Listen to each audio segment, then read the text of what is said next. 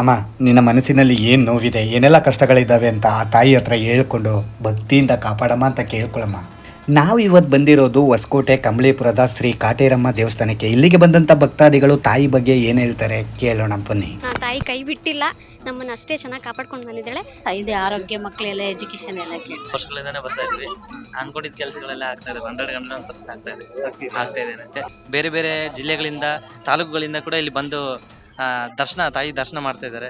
ನೀವು ಬಂದಿದ್ದು ಕೂಡ ನಮಗೆ ಖುಷಿ ಆಯ್ತು. ನಿಮಗೆ ಯಾವ ಸಮಸ್ಯೆಗಳಿದ್ದರೂ 9 ವಾರ ಶುಕ್ರವಾರ, ಮಂಗಳವಾರ, ಭಾನುವಾರ ಅಥವಾ ಅಮಾವಾಸ್ಯೆ, ಪೌರ್ಣಮಿ ದಿನ ಈ ದೇವಾಲಯಕ್ಕೆ ಬಂದು ಭಕ್ತಿಯಿಂದ ಅಮ್ಮನಿಗೆ ಕಾಯಿ ಕಟ್ಟಿ ನಮಸ್ಕರಿಸಿದರೆ ಅವರ ಸಮಸ್ಯೆಗೆ ಪರಿಹಾರ ಸಿಗುತ್ತೆ.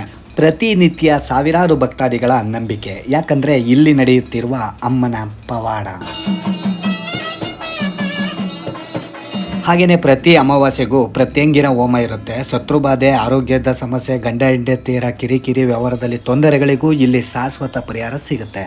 ಇಡೀ ಪ್ರಪಂಚದಲ್ಲೇ ಮೊಟ್ಟ ಮೊದಲ ಬಾರಿಗೆ, ಅದು ನಮ್ಮ ಕರ್ನಾಟಕದಲ್ಲಿ 252 ಅಡಿ ವಿಗ್ರಹ ಶ್ರೀ ಪ್ರತ್ಯಂಗಿರಿ ದೇವಿಯ ಕಟ್ಟಡದ ಕಾಮಗಾರಿ ಕೆಲಸ ನಡೆಯುತ್ತಿದೆ. ಇದರಲ್ಲಿ ನೀವು ಒಳ್ಳೆಯ ಸೇವೆಗೆ ಪಾತ್ರರಾಗಬಹುದು.